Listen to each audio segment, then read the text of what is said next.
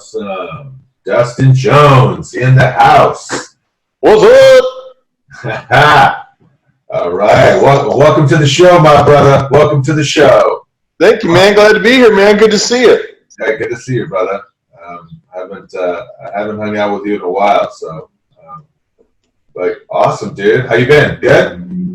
Man, been real good. You know what's up. And I found me a little something today. What's that? I was walking outside, and I found this. You know, I think that, what's his name again? What is his name? It's that WWE superstar. Is it John Cena? John Cena. John Cena, right? I found John Cena, so he's motivating, so he's my little motivation today. Nice, dude. That's awesome. I had to pick him up. I still remember back in the day those big WWF, the big wrestlers were about this big. Oh, yeah. My brother and I used to have them all the time. They were like the Big John Studd and Hulk Hogan. Those were the best, dude. Yeah. I didn't know you were all into that. Yeah, dude. We had a bunch of those, man. So it was awesome, dude. So brother. So as I always start with the show, I always say, what is your story, bro? What's your story? Start from the beginning, brother. Oh, man. A long time. And I just want to tell the viewers that Dustin Jones, I've lived with you. I've known you for a long time. And you were basically in sales most of your life, for the most part. And you took a different path where one day, out of the blue, you just called me and said, hey, bro. I was like, what's up? I'm selling my house, and I'm moving. I'm moving to Florida. And I have to be honest, the first thing that went through my mind was, this guy's fucking nuts. He's out of his fucking mind. The fuck's he going to Florida for? I'm gonna work with my friend. We're gonna be partners. We're gonna be doing real estate and stuff. This guy's out of his fucking mind. I thought that, but at the same time, I was also inspired by the way you just made that decision, because most people in life can't make that decision right off the cuff like that. So you made the decision, and then you just got the fuck out of Dodge, which was really impressive. So but tell us your story, man. From the beginning. All right. Well, first off, what made you get into sales? What made you get into that realm? I know we worked together. I met you at AT&T, and you were working in sales, but it wasn't so much account management, right? If I'm not mistaken. Yeah, it was account management. Was? Okay. Okay. So what kind of made you get into that realm? Well, first off, my quick story is I was raised in a tough family. My dad left when he was young, or when I was young. I was probably 2 or 3. I don't even remember. And so my mom raised me for probably by herself for, I'd say, until I was about 8 or 9. And we didn't have a lot to eat, not a lot of money. My dad left, so he was gone. And she met my second dad. My second dad was pretty much a genius. He worked for Caltech, JPL. Nice. Alcoholic. Good guy, though. I mean, he taught me everything I knew about football, baseball, every sport, fishing. Just, he was a good guy as far as a dad and showing you things. Right. But he was an alcoholic and a druggie from what I found out later. And he beat my mom every day. And my room joined their room. So I heard him punching her every day. And he was the first guy that broke my nose, actually. I went in to help my mom, and Jeez. He knocked me right the hell out. So that was crazy. And I remember just trying to protect our TV in our house, because it was always like a war zone in there. My mom broke everything, and my dad always had a beer. Always had a beer in his hand. When we drive, he'd have a 6-pack right next to him. Like, that's what he did. I had 2 stepbrothers, one that didn't live with us too much, and I had an older stepbrother, and he kicked my ass every day. So him and his friends would kick my ass. I would run around, and they would beat me up, and I'd try to get away from them. And eventually I'd give up, be like, all right, kick my ass. What am I going to do, Wow. And through that, I met my best friend, Gene. You know Gene, right? Great guy. I've met him. Awesome dude. Yeah. he is by far the best friend I've ever had in my life. Him and his family have been very good to me. Yeah. And so I ran away from home at like 14, right around there. Yeah.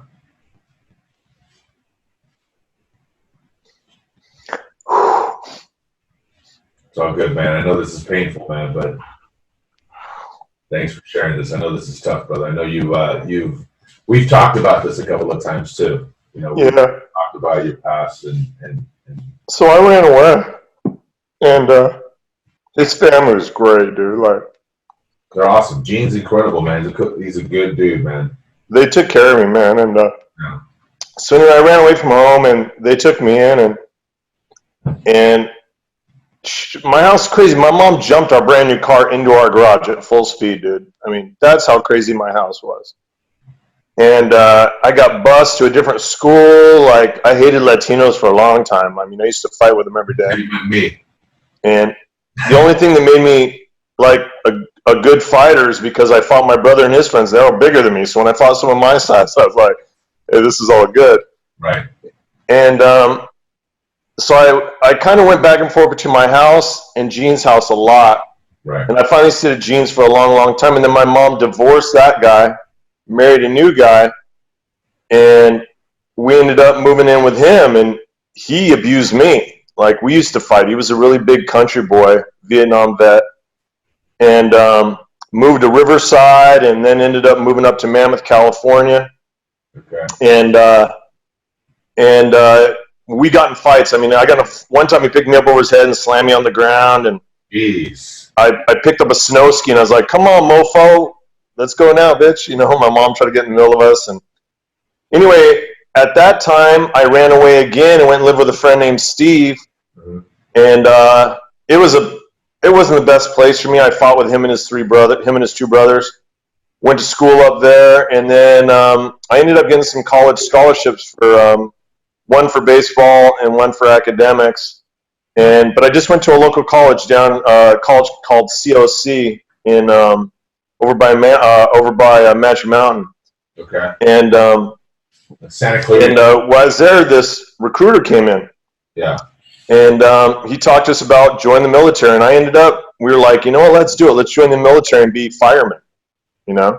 Right, because that's one of the things that you always wanted to be, a fireman. I really wanted to be that. Yeah, right. And so we joined the Army to be firemen. It turns out they lied to us, and I was a fire support specialist, which is basically a guy who walks around with a radio with the infantry and calls in indirect fire support, which could be artillery, it could be naval gunfire, it could be mortars, artillery, anything like that.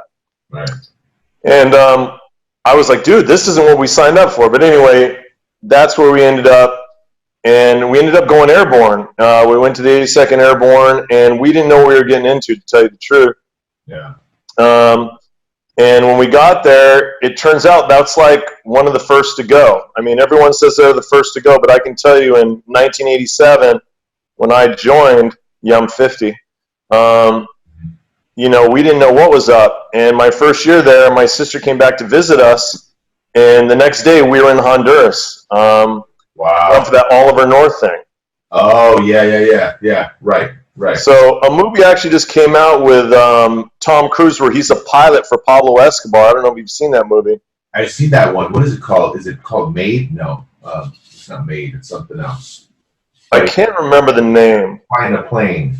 Yeah. Transporting drugs of some sort, and they pay him. Exactly, and weapons. Okay, yeah. So that was my whole life in the military. So okay. We went down to Honduras, stopped the Sandinistas, and got shot at a little bit. No big deal. Yeah. Came back. The next year, we jumped into Panama, and we assaulted, the airfield there. And then I ended up going to Manuel Noriega's house and calling Kiss FM from Manuel Noriega's house and dedicated the song Panama by Van Halen, which was really cool. Were you called Kiss FM? What's that? What did you say? You called Kiss FM? Yeah, we called Kiss FM, me and this other guy, and dedicated the song Panama by Van Halen. Nice. So they're like, what are you talking about? We're like, we're sitting here at Manuel Noriega's desk, and we want to dedicate the song Panama because we just invaded this bitch. So Did you ask for Rick Dees at the time? Because I think it was Rick Dees. Yeah, really. that's who it was. Oh, that's great. So anyway, did that, came back, and I was thinking about getting out of the military, but I had worked a lot with special forces. I trained them. I worked with the Rangers. I worked with the CIA and the FBI doing mount cities, which are basically fake cities. So we would practice, going through a city and clearing a city. Right. And working with these special ops guys was pretty interesting. I actually met the guys that got killed. If you watch that movie Black Hawk Down, and those two guys get out of that helicopter to go help that pilot. Oh, yeah. One of those guys gave me his weapon, his sniper rifle, and asked me to hold on to it. I'll never forget that. And he said, if I don't come back, this is yours. And he came back 5 minutes before we left. I was kind of pissed off. But to work with them special ops guy was pretty cool. That's and awesome. then right before I was ready to come back for Thanksgiving or whatever, or not right before, but I was going to come home for a break. And I was on support cycle. When you're on support cycle in the military, you support the people who go to war. You're not the first to go. Right.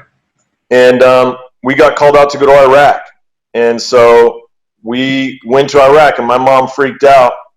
We went to Iraq, and not only did I go to Iraq, I got extended for Iraq. So in January, President Bush extended us to stay there. And that's not our mission. Our mission is to be there, take things down, secure them, and then have the big guys come in, okay? Right. And we got extended. When I got extended, my mom had a nervous breakdown. She quit working. She couldn't deal with life at the time. Yeah. And it was really depressing. Wow. And that was tough. And I got back, and I got asked to try out for a pretty elite unit. They were just looking at me. Delta Force was looking at me, and I wanted to stand, but I couldn't because of my mom. And because you had a heart. I'm sorry, dude.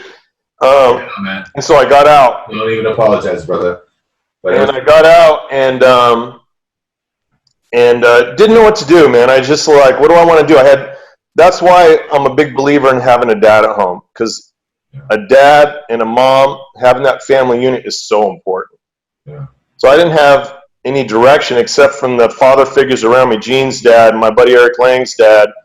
And it just came down to I should go to college. I went to college. Yeah. I ended up paying for it myself. I had a rich uncle that offered to pay it for me, but I didn't know how rich he was. And I said, you know what? I got it. I'll pay for it. Hey, brother, you paid at the perfect time, because today the cost of college is out of control. Yeah. So I got a little debt, but I went through college, paid for it, graduated business management. Nice. And worked at AT&T while I was doing that. Went and got a job, met you. Yeah. And then I tried out for the police academy, and I told them that I smoked and we went out and did this physical test, and I smoked everyone in this physical test. I'll never forget. I was a motivated motherfucker at that time, dude. Yeah.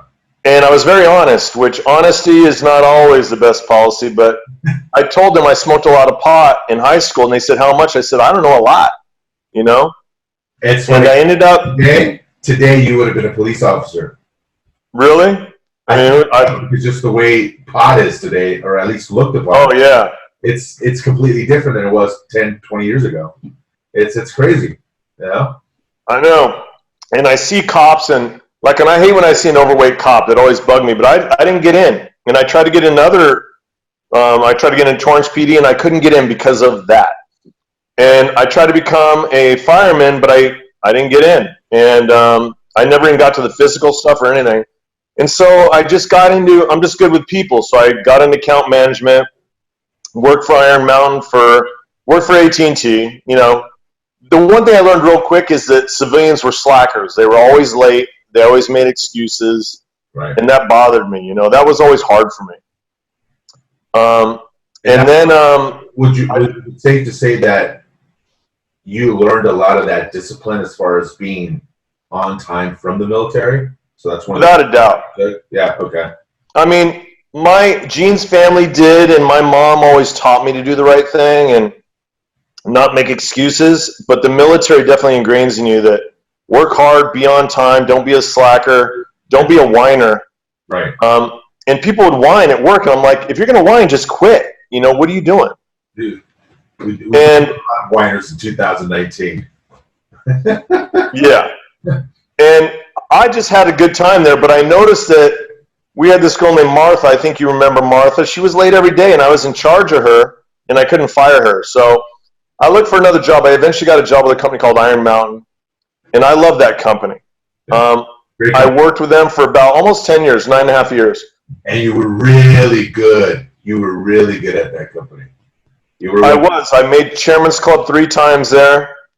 And it turns out I had a lady that was in charge of me, and she wrote me up for bad communication, which I know that's BS.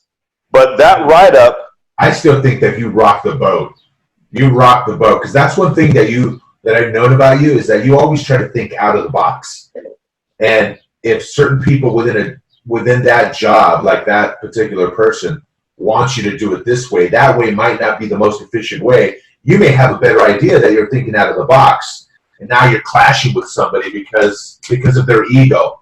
And I always thought that is what happened in that situation. But you're probably right. I have a big mouth, but when it comes to my customers, your intentions are honest, and your intentions are spot on with the outcome of really helping the company. Since I've met you. So. And that we clashed, but my customers loved me. I still talk to some of them, and I have their phone numbers.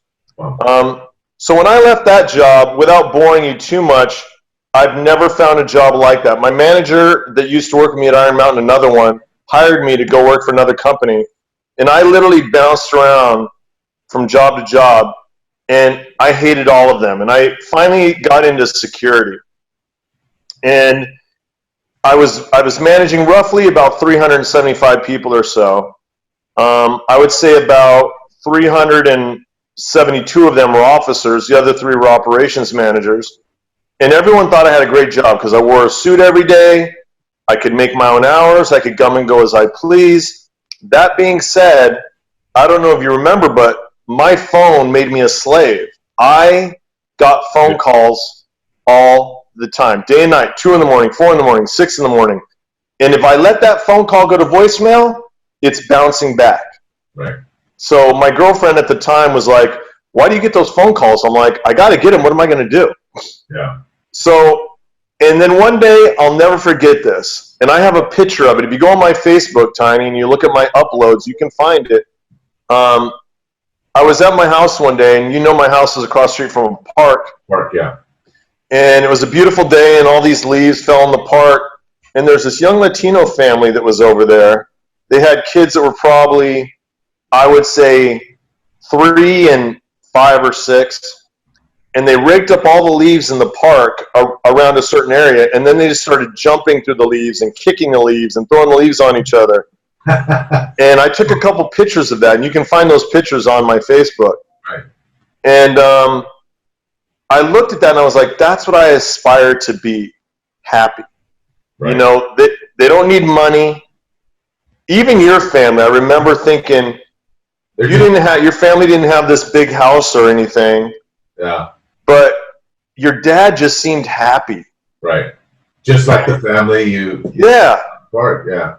And you were living at home, you were older, and I love that family dynamic where you can live with your parents for a long time. I think that's a privilege. Right, right. Maybe coming from where I came from, I wish I had that. Right. And I just saw them, and I was like, they're happy. You know, there's no money they're spending. They just walked over here with a rake, and look at them. Right. And I was taking phone call after phone call, and the thing that broke me, I'll never forget, I went to see my buddy Eric Lang down in Orange County. And I was going to go see Chris Cornell in concert. And I got there 3 hours ahead of time before the concert to hang out with them, and I got a phone call about security. And I had to handle that phone call until we walked into that venue. Oh, gee. And, yeah. Oh. So on the drive down there, I'm still talking to them. And I finally, right before I went in the venue, I said, look, I'm going in to watch this band. And I told my VP, you need to handle this because I'm going to this venue. So Just know I'm getting off the phone right now. Yeah. He's like, I'll handle it. Go ahead. I went to the venue. My friends were like, what the fuck, dude? Like, I said hello to him when I got that phone call. And I'm like, that's my life. That's what I deal with. Yeah. And so at that point, I was like, that's it. I can't do this anymore. It's breaking me. Yeah. And so I was like, I'm going to quit. Yeah. I don't know what I'm going to do, but I'm going to pursue my dreams. I'm going to pursue something, and I'm going to quit. So I invited my VP and like the president out to lunch, and I told them, I said, I quit. And they said, what do you mean you quit? And I said, I quit. I'm out. And they're like, do you get a new job offer? I'm like, no. Are you buying a business? Or I'm like, no. What are you going to do? I go, I just quit. And we just got Facebook at the time, and they go, we'll give you Facebook, and they were going to give me a raise of like 25 grand or something. And I said, you know what? If you paid me 3 times the amount of money, I wouldn't take that money, because what good is the money if I'm not happy? And I quit. And I went home, and I never felt so good. I was like, man, that felt good. And let me say this. I had enough money to quit, but I don't know if I could say I was comfortable. You know, I had bills. But you were happy. What's that? But you were happy. I was happy. Yeah, you were happy. And I took about 4 months and did nothing. I was like, what am I going to do? Yeah, dude, I remember you were so happy, dude. You were on cloud 9, dude. I wasn't getting those phone calls. That job just tore you apart, because I still remember the time when you would call me and you would say, I fucking have to answer calls all fucking night. And it would bug the shit out of you. So I know those 4 months or 3 months that you took off were probably the most relaxing months you had in a while. It was awesome. I got to you know. Mm-hmm. So I went ahead and I got a real estate license. I got a loan officer license, and I got a life insurance license, because I thought, you know what? I need to figure out what I'm going to do. In the meantime, I can get a job and just kind of figure things out. Right. Because with those licenses, you can always get a job. Right. So needless to say, I got a couple jobs. I won't get all into it, but I was like, you know, I definitely know what I want to do now. I want to go visit my family, my sister. That's the only one I really have left. Yeah. And spend some time with her there, and just spend some time with my niece and nephew while they're still young.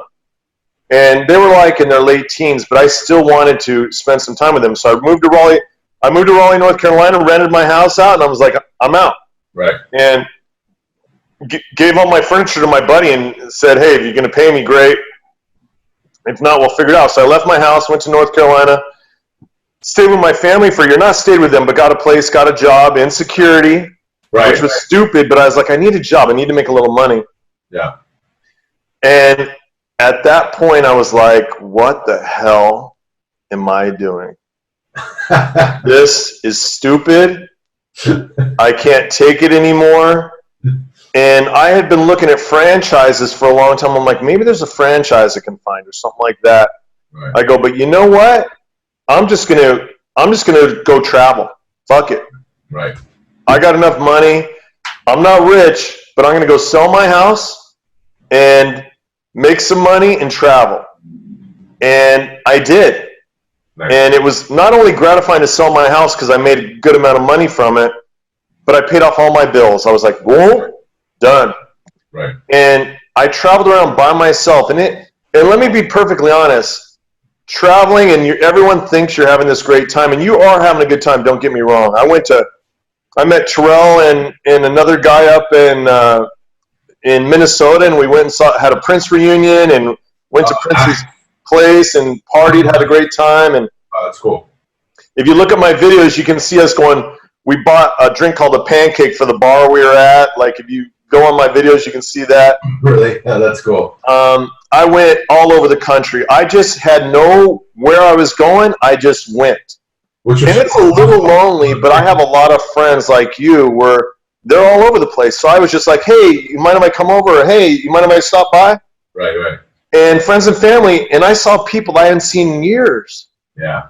I went and climbed Chimney Rock where they filmed Last of the Mohicans. No. With an old Army buddy. Where's that at exactly?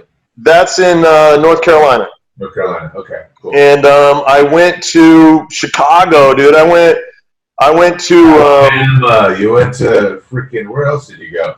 South Dakota. Went and saw where the presidents are on the Mount Rushmore. Mount Rushmore, yeah. I went everywhere. I ended up going to Hawaii.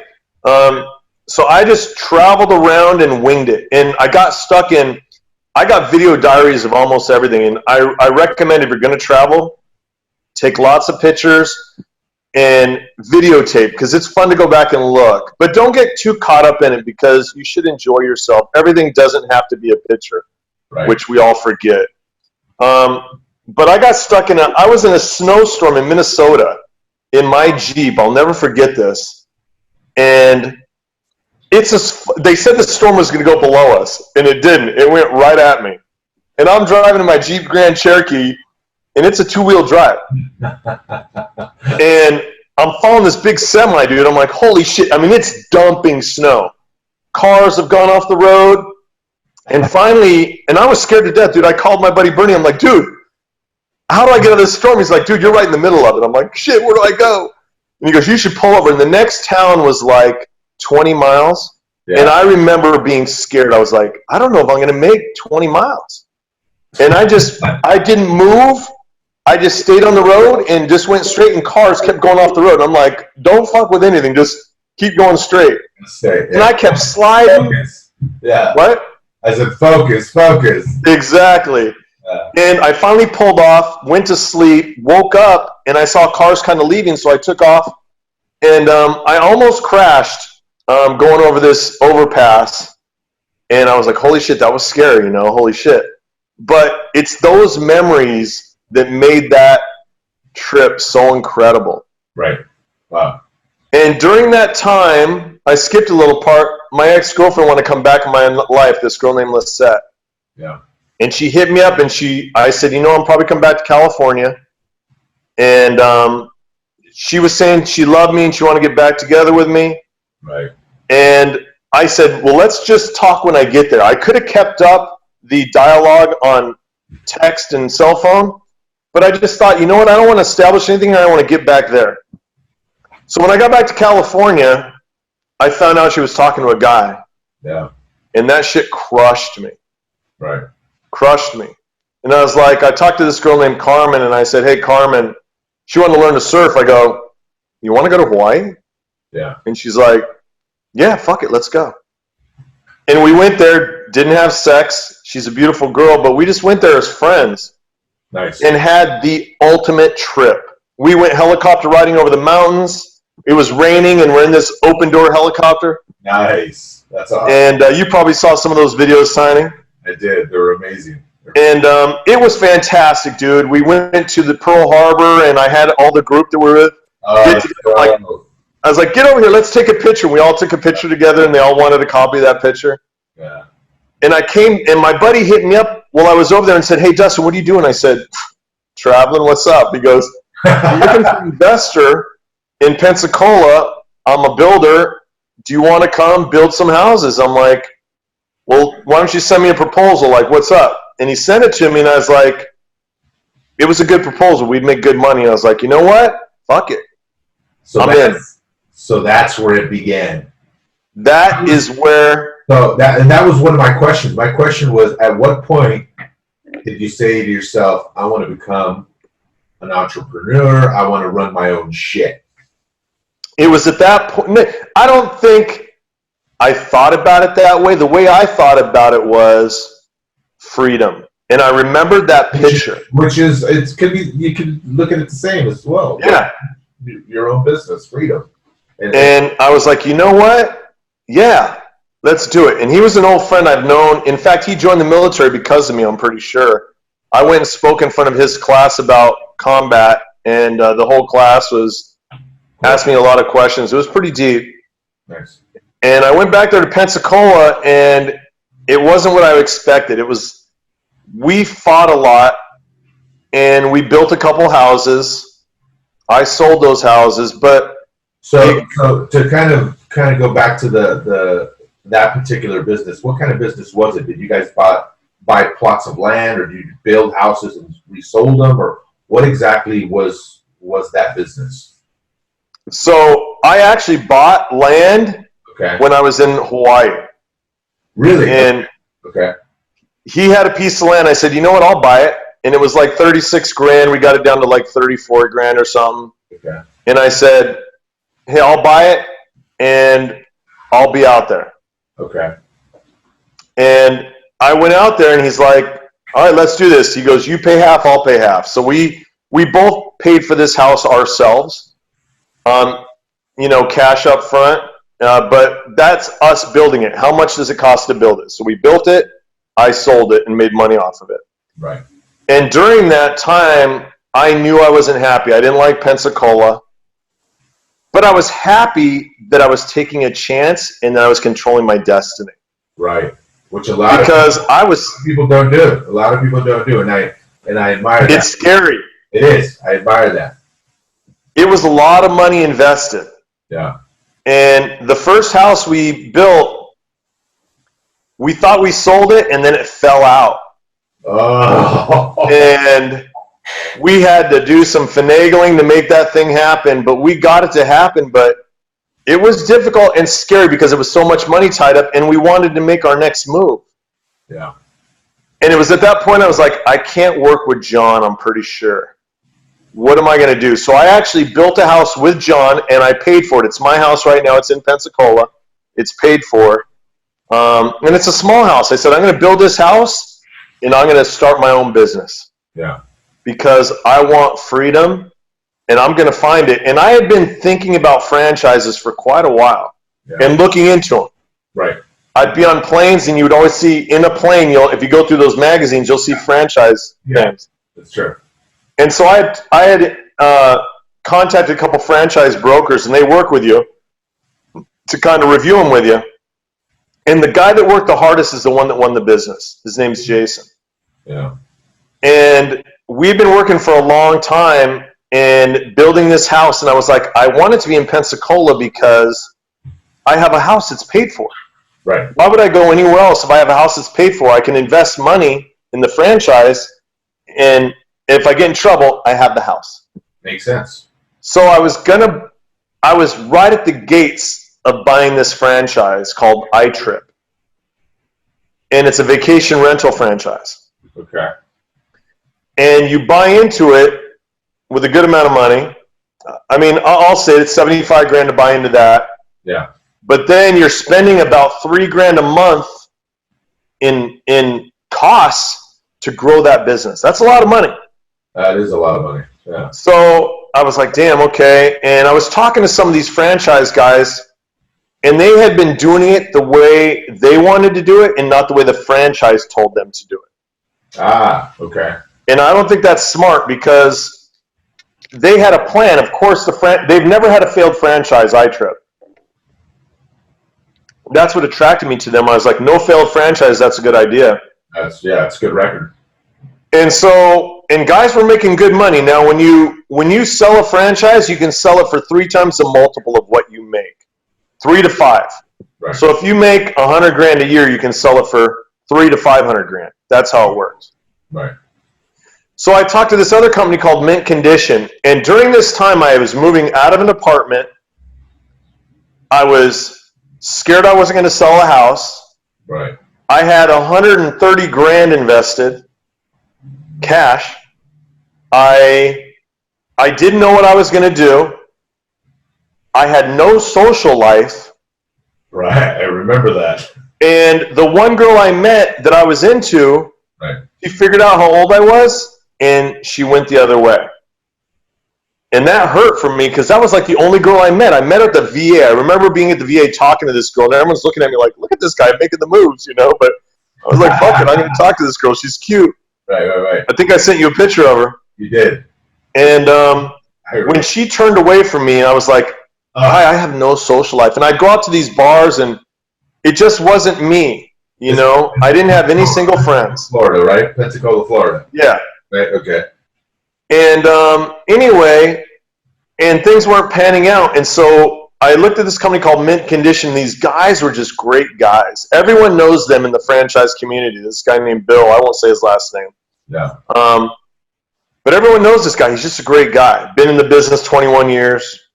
And he offered to sell me a franchise as a master franchisee, which is basically I own a franchise and I have people under me that own franchises that belong to me.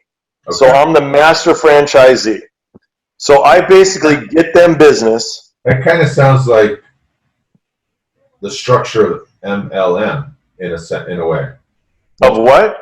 Multi-level marketing, whereas you own the franchise and then people under you, because you have different legs. Is it something like that? Maybe maybe a hybrid of that. I would say no. Okay. I'll give you a good example. Okay. And we talked about this, but I'll use the same example. Let's say that you and your girlfriend let's say someone and their wife want to run a business. Right.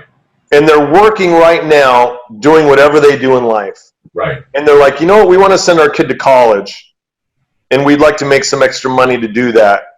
We'd like to make another $1,000 a month. Right.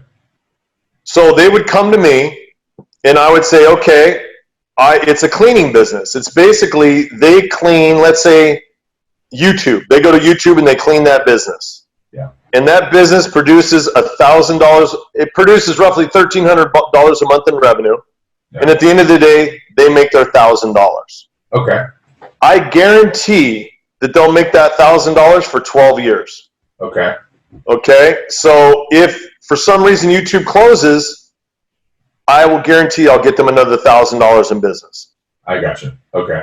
And if they want to continue to grow their business, they just need to ask me, hey, Dustin, I'm looking to acquire another $1,500. Can you find me that business? And I would do that for them. I gotcha. Okay.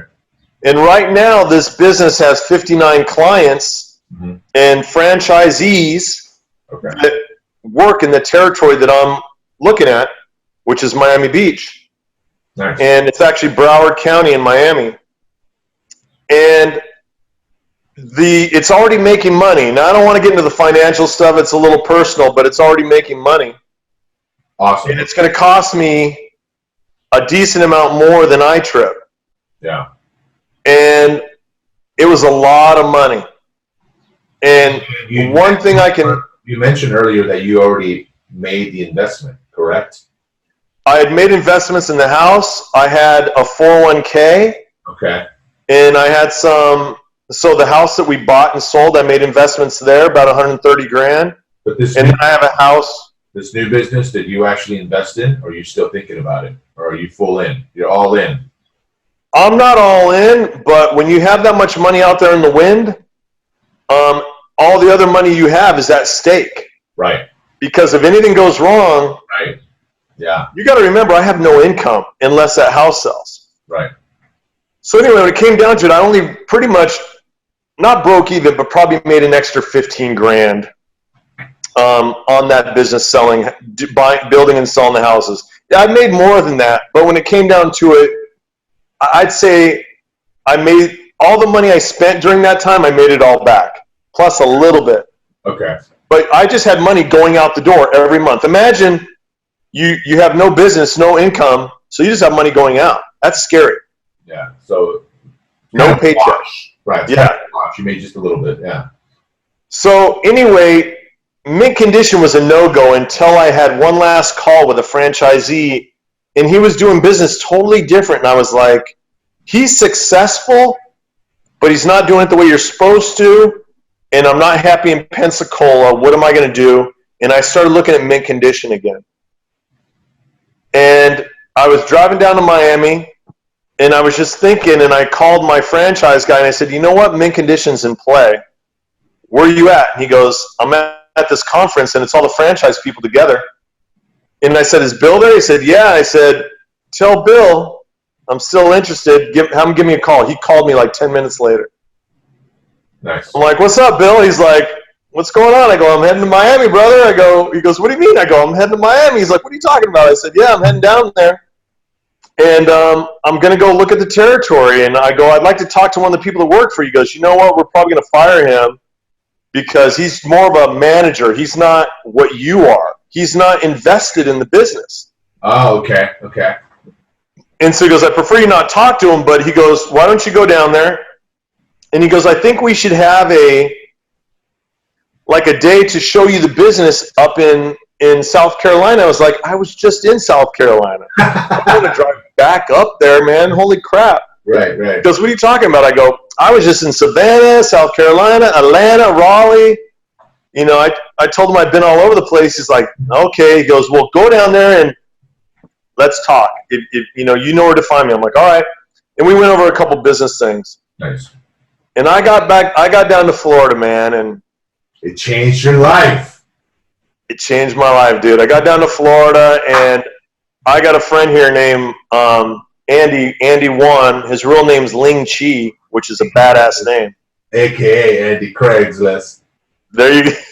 We won't get into that. Okay, we won't go into that story, but and Andy's like, come on down. He didn't know I was coming down. Wait, he lives in Miami, correct? Yeah. Tell my buddy Bernie lives here. Next time you talk to the guy, tell him I missed the guy, and I definitely need to go to Miami to hang out with you guys, because that guy's so fun. He is funny as hell, that guy. He's great, and he gets girls because of that. It's funny, and my buddy Bernie lives here, and so which I didn't know. I thought you still lived here in LA. Dude, you need to, by the way, schedule something with Bernie and his wife. Yeah. I will probably have you do a video with him because I don't want to give away his story. He's got a very interesting story. Oh, wow. Okay. Cool. They moved to Utah, bought houses there. Mm-hmm. They are renting their house in Redondo Beach that I sold them, and they're now living in Miami overlooking the water, baby. Nice. Good for them. Wow. Awesome. Yeah, it's an interesting story. Wow. Okay. So anyway, I finally get Andy on the phone. He's like, what are you talking about? I go, dude, I'm 2 hours away. He's like, what? I go, I'm almost to your house. He's like, all right, dude, come on in. You're welcome to stay. And that's what's good about my friends. I got great friends. And he's just like, yeah, come on in. Yeah. And so we came over. We went out and had dinner at Versailles. The same Versailles, I think, that they have in LA, a Cuban restaurant. Ooh, no way. Oh, shit. Okay. We went to Versailles here local. Nice. And we had some paella, and we had some Vieja. There you go, dude. And I was just like, there are hot girls everywhere. And then we went out to this Miami. Yeah, I know. In Mi Vida in Miami, or whatever the hell you say. Right. So we went out to this like City Walk in LA or in Santa Monica. We went to this place, and I turned the corner, and I was just like, my neck was hurting from all the good-looking women. And I'm single. So my girl, Lisette, broke my heart. That's probably the biggest reason I left LA, is because she kept coming back into my life. Right. And I love that girl. So heartbreak. And she tried to get in my life again, and she follows me on Instagram, which is funny. Wow. I blocked her on everything else, but she started following me on Instagram. Rather than block her, I was just like, whatever, dude. Right. But that's one of the big reasons I left too. Heartbreak. If you get your heart broken so many times, sometimes you got to run away from it because you know you're worthless and weak, and which I am, I admit. Yeah. Right. And that was time. I mean, that was tough for me. Yeah, I know. And so here, I just felt the vibe, like the Latin music was all over the streets, and beautiful women not wearing all this makeup, and I was like, damn, this is my flavor right here. Like, this is it. And I read through some old emails with Mint Condition, and I had a couple questions about how much money they were making. Because right now, that business, most people that buy into Mint Condition, they're buying no revenue. Okay.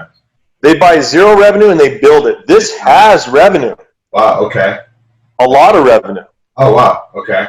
And so it's costing me a little more, but the revenue stream is already coming in. Already coming in. Okay. Not to me right now, but it could. But it's coming in. Yeah. So I went out with him that night. The next day he went to work, and I went to the mall. And I called you after, Tiny. I know, I remember. That was yesterday. And I was like, you know what? After reviewing those emails, I saw that the revenue is better than I thought. I love that it's an existing business. at that 3 to 5 times multiple, I'm already making my money back. If I sold the business, if I bought it and sold it the next day, I'd already make my money back. Yeah. So to me, it's already cash flow coming in if I buy it. The accounts already exist. I'm a great people person. I've already dealt with accounts my whole life. You know that, Tiny, with AT&T, Blue Shield, Iron Mountain, security. Like, that's all I do. Yeah. And plus, if I live down here, I can learn Spanish fluently. At least that's what I like, you know? Right. And we actually went to Target the other night, and I was talking to this girl. She's from Venezuela, and I asked her out in Spanish. So, and I got a date. It's funny because I was talking to a coworker yesterday, and I got out of the gym, and then I was telling him that you called me, and I told him the story. And you know what he told me? He laughs, and he goes, "Man, he talked to a girl in Target and got her number." And I go, "Yeah." And he responded with, "How is that? All the girls in Target here in LA are beat down." It's like, what? I need to go to Target in Miami is what he said. And I just started laughing. That was the funniest thing. I was like, oh, I didn't even think about that. That's stuff like, have I ever seen a cute girl in Target in LA? I don't think I have. So, you know. Well, there's plenty of them here, brother. Yeah. So. And you know me, I'm not too shy. So I just started talking to her in Spanish. And, you know, my Spanish isn't perfect, but you know me, I'm not embarrassed to try. Exactly. You always get out of your comfort zone. Always. So, yeah. I mean, I don't mind. You put me in any situation, I usually will figure it out. Exactly. So anyway, I talked to her, I asked her out, I got her number, and her name's Yessie. And I was like, you know what? I'm doing it. Cool. I'm in. Awesome. So you got a date, and then you're right in the business practically. Yeah. I pretty much was like, first off, I got to admit I was very lonely in Pensacola. It sounds kind of stupid to say or whatever, and it's hard to admit, but I was lonely, dude, and it was hard, just work. Everything we did was work. Right. And I told my buddy, I go, dude, life isn't about work. I've realized that. I don't want to just work. Yeah. You know, I like to travel. I've been all over the world. I learned that I didn't hate Latinos when I went to Honduras and Panama, and, you know, and I was like, you know, first, you know, talking to Latinos like, baja tu arma, manos arriba, you know? Yeah. Like, you know, confronting them with a weapon. But then I realized they're just people. Yeah. And they're great people. Yeah. And I found out that you take each person for who they are, not where they're from or what they are. And well said. And you know me, most of my friends in LA are Latinos, dude. I think 99% of them. 99%. This is true. Yeah. And being here and have that Latin music all over, and I had a few phone calls about the business with a couple with Jason, the franchise guy is what I call him. This guy named Chris, who is working with me on my 401k, because anyone who's looking to invest in a business, be aware that if you take money out of your 401k, there's no tax implications. Right. That's big. Right. So if you got money in a 401k and you're looking to invest in a business, you can use that money tax-free. Right. That's a big deal. Right. So for me, I'm able to protect. I got a decent amount of money set aside to protect myself, and then I'm putting a good chunk of money into the business. Okay. Nice. And I don't say how much I'm putting into it, because if you're looking at mint condition in the future, it depends on where you go, the territory, things like that. So I don't want to say how much it is, but it was more than iTrip by a good amount. And have you invested the initial amount? So are you? What's the next steps with mint condition? So what I did is I just wrote a check for almost $5,000 to get that money out of the 401k, establish my LLC and my corporation, and establish a company to take care of the taxes and things like that. A company called Benetrends. Okay. And you know what I'd like to do is spell that out for your listeners, because Benetrends is a company that's pretty big in the business. It's BENE Trends, TRENDS Inc. Okay. Benetrends is one word. And they basically roll that money out of your 401k. They establish the LLC. They set up all the tax stuff. And what you do is you just have them work with your accountant, which is pretty awesome. And your accountant, you guys, is your tax guy. Yeah. Okay. Awesome. And they work with them. This is going to be based in Miami, correct? It's going to be based in Miami. So are you going to look to move? Because I know you're in Pensacola, Florida right now. I'm going to be moving to Miami, dude. Like, you made the decision you're moving because you told me I'm moving. You're moving, hands down. So what? And it just happened yesterday. So what are you going to do with the property in Pensacola? Are you going to rent it out? Are you going to sell it? So I gave my buddy money for this property. Okay. I gave him $75,000, and he's going to pay me back when he refinances his house. Okay. But this guy I know is good for it, but maybe I'm wrong, but I'm pretty sure he is. Right. I would say 99.9. He's going to come through with that 75 grand. Right. And I'm not worried about it. And be ready if you ever do business with friends to let that money go, because if you do it and it don't come back, that's on you. It's not on your friends. It's on you. Right. So that's risky, but that's good in my mind. And I have some money in the bank, and this business is going to be bringing money in. Nice. And my plan is, first off, one thing I would recommend is do something that gives you energy. I'm all about energy. I'm all about friendships. If you're going to do a business or if you're going to take on something, don't do it because it makes money. Do it because you have an energy for it or a passion for it. Right. And or the atmosphere gives you a passion for it. But where you'll pursue greatness. Right. But what do you say to people that some of the listeners that are watching this and saying to themselves, oh, well, it's easy for him. He has money.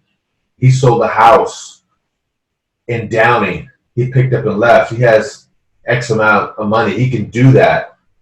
I don't have money, but I have a great idea. I have a great business plan.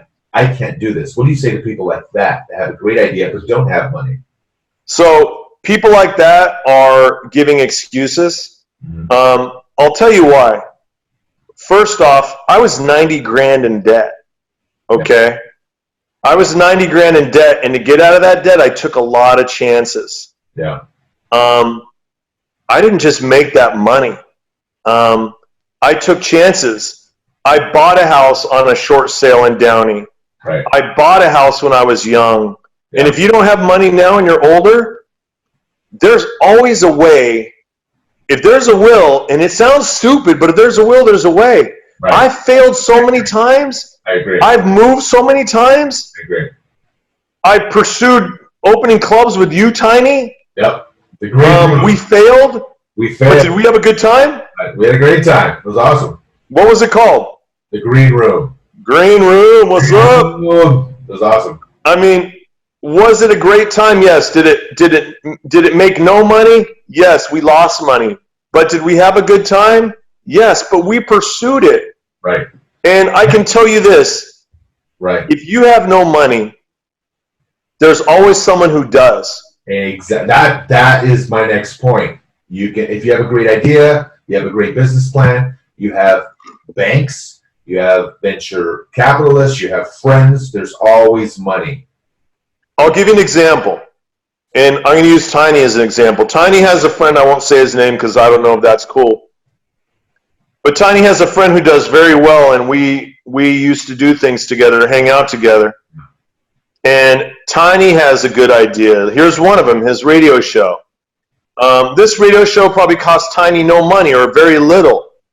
But Tiny's worked with this person in the past. He's built a trust. And Tiny could go to this guy for money. And Tiny, have you gone to the guy for money? We've been talking, yeah. Yep. But have you gotten money from him? Not yet. But he's offered it to you. For 2 months. He's offered it to you, though, right? Absolutely, yeah. So if you say you have no money and that's your excuse, it's your excuse. It's like people that say they can't lose weight. It's like people that say they don't have time to go to the gym.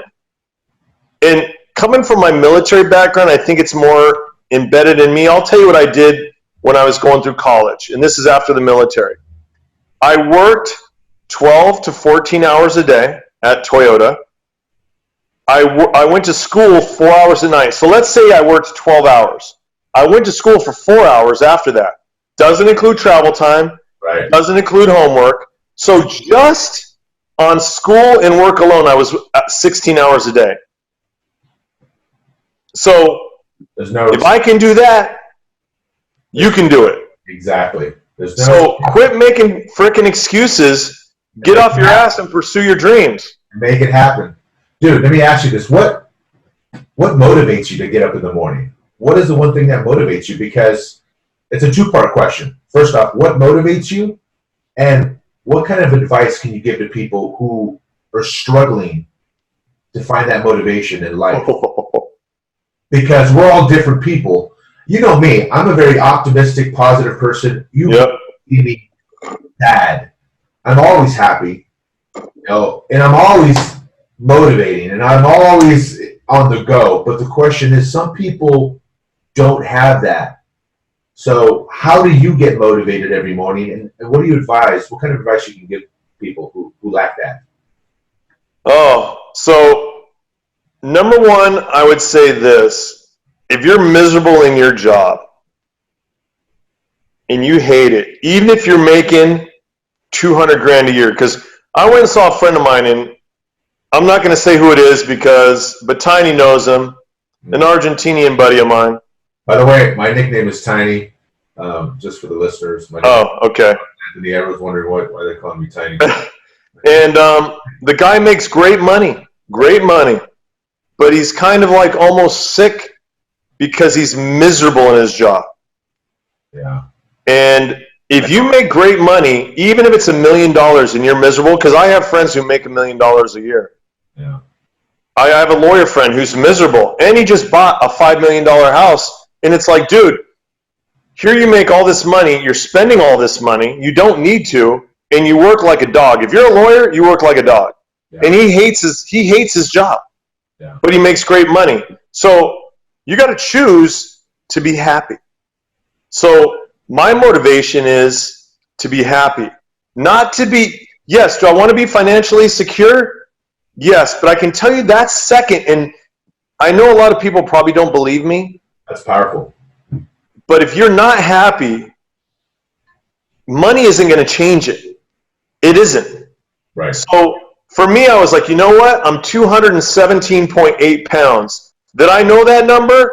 No, that I know that number because I was like, I'm never going to be 220. Yeah. I was like, the first thing I'm going to work on is me. Right.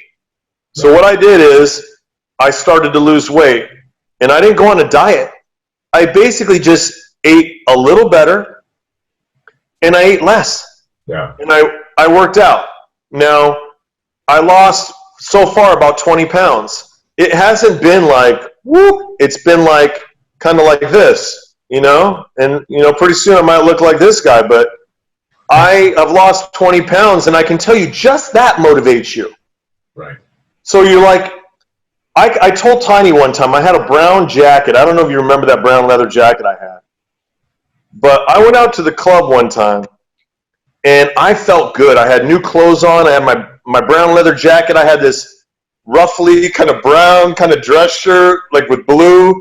And I was out with Tiny. I'll never forget. And I felt like I owned that room. Now, Tiny can attest that when I feel good, I'll talk to any girl. Yeah, you're on fire. This is I have no fear. And you want to know why? And it doesn't matter what you look like. It matters what you feel like. Because in my opinion, I think people attract to positivity. Always. And always. They feel. If you're positive, yes, people sense it. Yes. So what motivates me is good energy, and positivity and happiness. So you want to enjoy what you're doing. I don't know what it is. You all have to find out what that is. But if you're miserable, get out. Get out. Get out of the job. And maybe financially you can't, but try to figure a way out. Right. But if you can't get out, stay doing that miserable job while you're focusing on your dreams, while you're working towards a goal.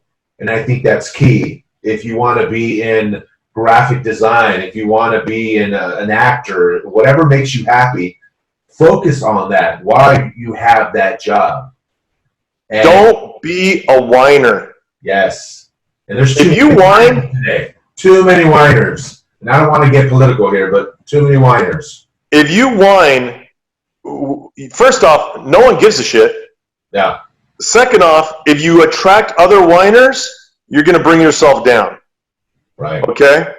And I can tell you this, don't always go through life thinking that if I achieve this, I'll be happy. If this happens, I'll be happy. Because all that leaves is an outcome to being happy or unhappy. Right. So if one thing is going to make you happy, let's say for me it was Lisette. Right. If that was going to make me happy, well, what's going to happen if it doesn't happen? I'm going to be unhappy. Right. So learn how to adjust and don't just make everything about winning and losing. It's sometimes you're going to make it happen and sometimes you're not. And if you fail, get back up. And I'll never forget what my best friend Gene said. And he is my best friend. I can say that without a doubt. What did he say? I lost my job one time. I lost my girlfriend, Laura Nieto. And I think you remember her, Tiny. She worked at AT&T. I do. I lost my job, and I was like, what if I lose my house? And I called my best friend, Gene, and I said, Gene, I lost my job, and I lost my girlfriend, and I may lose my house. And he's like, dude, he goes, let's say all those things happen, and you lose your house. He goes, what's going to happen? I go, I don't know, I'll probably come live with you. He goes, exactly. And then what's going to happen? I'll probably figure it out, work, and get another job and move out. And he's like, exactly. Who gives a shit? He goes, if you lose everything, you come live here. Who cares? I got you. Right. And maybe everyone doesn't have that, but I do. Right. And my friends are my family, just like Tiny. I can call Tiny anytime, day or night. Right. He's always going to be there to listen, provide advice. So I would say use your networking is everything, but don't get so caught up in slogans and different things, man. You know what makes you happy? Exactly. It's about being happy at the end. Figure it out. I know right now, Tiny, what makes him happy? Music. I know that he loves music. I know that that makes him happy. So he pursued clubs. He goes to festivals. Yep. He hangs out with people that give him good energy. Exactly. That's what he does. And I think that's also key because if you really, really think about it, if you surround yourself with people that are positive, encouraging, inspiring, motivating, you're going to feed off that energy and it's going to really help you. Versus if you have a few people around you that are just pessimistic, negative, Debbie Downers, maybe you use them as a soundboard. Hey, I have this idea for a business. No, that's not going to work. No. And they're always negative. That's going to bring you down. So if you have anyone in your life that's like that, you really have to cut them out of your life if they're always negative. And that's what I try to do, and I know you try to do the same, is that you really try to surround yourself with great people that are positive, that feed off each other. Because I can't tell you how many times is when you're pumped up about something, or when I'm pumped up about something, I call you, and then we're feeding off each other, and it's just, you feel so good. It's like, oh, yeah. Each time you tell me about your business, I get fired up. I'm like, fuck yeah. I almost feel like I'm a part of it, even though I'm not. Yeah. It's always really important to surround yourself with really good, positive people. That's key as well. And I look at you doing this radio show right now. I know you're just starting this, but who knows if it's going to be anything? But this motivates you. Who cares if it becomes anything? Yeah, it's fun. It's fun, you know? Maybe it works, maybe it doesn't. But this can give you passion. Yeah, it's fun.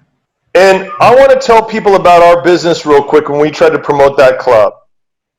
We went out and we promoted that club until sometimes, many times, till 4 in the morning. Yep. And what time did we have to be at work? 8 o'clock. 8 o'clock. We'd get home at 4 in the morning, sleep an hour or two, and get up and work and not complain. Yep. Right? We were troopers, man. So if anyone thinks that I just have money, and you know my story, there's a lot more to my story. I know your story. If people think that I just made money and got lucky, there was no luck involved. It was a lot of hard work, and I didn't always achieve my dreams. And why do you think I tried to build a business promoting clothes with Tiny? It's because I had dreams. Luck doesn't exist in my book. It's when experience meets opportunity. That's what it is. There you go. I mean, hey, I think a little luck exists, but I can tell you this. I know. If you don't try, I believe in hard work. That's what I believe in. Hard work. I mean, hard work goes a long way, and you got to be willing to lose. Be willing to fail. But get up. Because your failures and your losses is what you learn from. Dude, think about it. So, really important. There's so much in life that you get upset about. Just learn to enjoy life, man. Learn not to take everything so seriously. Don't live off of Facebook and Instagram. Freaking go out and enjoy life. And don't get caught up liking shit. Don't get caught up in other people's bullshit. Learn to go and go, you know what? And I don't think enough people travel. Like, shoot, that alone could motivate you. Go somewhere. If you think you can't afford it, I went to Samoa to surf my first time, and it cost me $1,100. Yeah. So maybe that's a lot of money to some people. That's still a lot of money to me. Or that was my dream place to surf. Dude, maybe just drive to Utah. Go to a place that you've never been.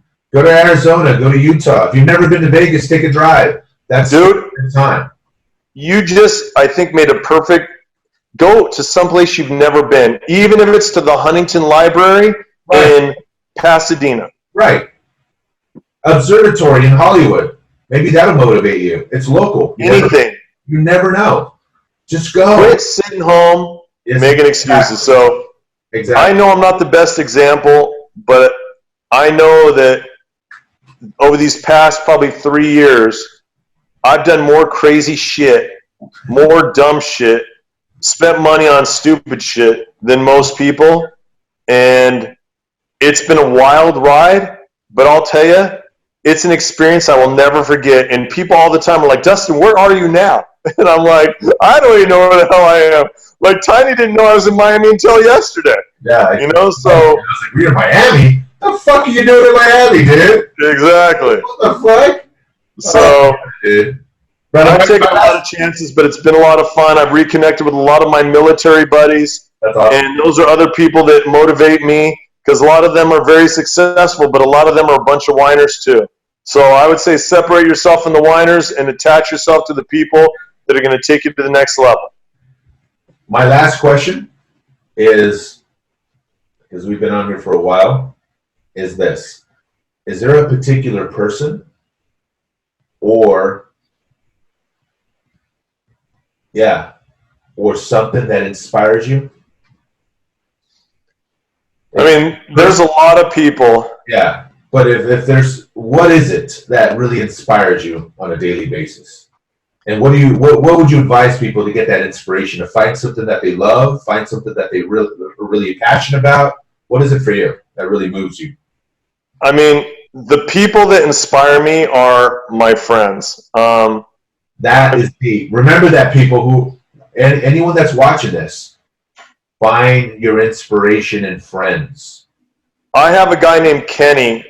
You know Kenny. Kenny, yeah, cool. Yeah, love Kenny. And Kenny's very successful. Yeah. He does very well. He's probably a millionaire. And the one thing about Kenny is he's always there for me, but he's always looking for the next great thing. The only problem that Kenny's missing is he's not totally happy in what he's doing. Yeah. And I hate to say it, but that inspired me. Because sometimes when you see people that are successful and you feel more successful than they do because of your choices, that inspired me. I inspired myself almost. That is because I looked at him and said, damn, that guy's a freaking millionaire. I know he's a millionaire very close to. And he's not happy. Why is he not happy? Because he's choosing to do a job that he does not and pursue money over happiness. And to me, I think he should just move out of California and go be happy somewhere, and he's got plenty of money. Right. So that inspired me because I was like, you know what? I'm choosing to be happy, and I am. I'm having a good time doing it. And is it scary as shit? People, when you have a lot of money at stake, yes, I don't have a ton of money. I have a decent amount, but I can tell you this, when you have $200,000 at stake, that shit's scary. Yeah. Okay? No. That hurricane, I don't know if you guys remember the hurricane that went through Panama City, Florida. That thing missed us by 90 miles. If that would have hit our house, there would have went 130 grand of my money. So I think one of the most important things about this particular show is, and it's very powerful what you said, is our friend Ricky, who we know, we have a couple of other friends that are making a really decent amount of money, and they're doing great for themselves, but at the end of the day, they're not happy. Ken as well. And I think the biggest takeaway is that for the listeners out there is that you really need to find something that makes you happy. It's not about the money. It's about being happy. And if you're in a position where you're not happy at your job, you're working a 9 to 5, you're doing the grind. Dustin and I did the grind. We both are in sales.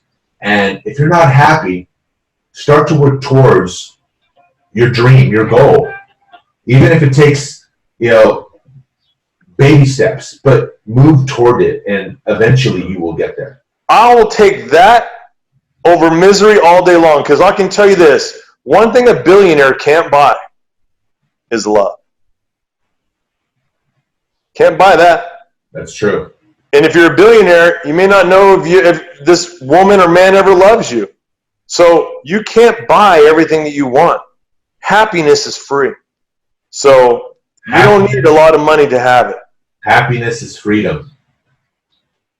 Boom. That's it. That's the new quote. Happiness is freedom. So we will end it with that. Brother, thank you so much for being a part of the show.